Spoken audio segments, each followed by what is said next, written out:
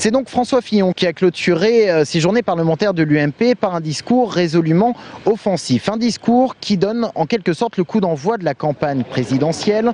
Il a défendu le bilan, il a parlé d'un quinquennat de combat pour protéger la France, de réformes faites dans les pires conditions qu'il soit. Il a également parlé d'un Nicolas Sarkozy capable d'affronter les tempêtes et d'une France qui a agi en leader d'un monde désordonné. Et puis ce discours, c'est également le début de la contre-attaque de l'UMP sur le PS. Écoutez plutôt le Premier ministre.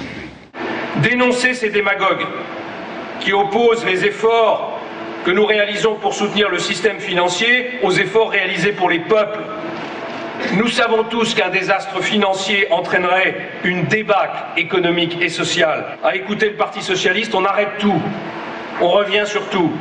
Comment voulez-vous que notre pays avance avec les rois du rétropédalage? Et c'est sans doute ce qui nous différencie par rapport à nos concurrents de gauche. Nous ne pensons pas que c'est avec plus d'État, plus de dépenses, plus d'emplois publics que l'on va pouvoir apporter des réponses à tous les problèmes de la société française.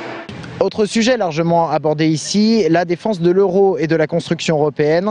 Le repli sur soi serait suicidaire, a dit le Premier ministre. François Fillon qui a reçu José Manuel Barroso, le président de la Commission européenne, ce matin en préfecture d'Indre-et-Loire.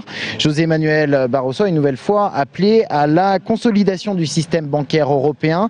Il a plaidé pour l'instauration d'une taxe sur les transactions financières et puis il a défendu l'idée d'une gouvernance économique européenne. Je suis absolument convaincu que sans davantage d'intégration économique et politique, nous n'arriverons pas à soutenir notre monnaie unique et la stabilité dans la zone euro. Nous avons besoin de plus d'Europe, pas de moins d'Europe.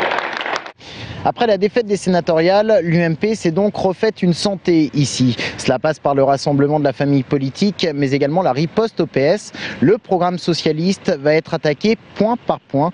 Dès mardi sera mis sur pied une convention destinée à ce décortiquage.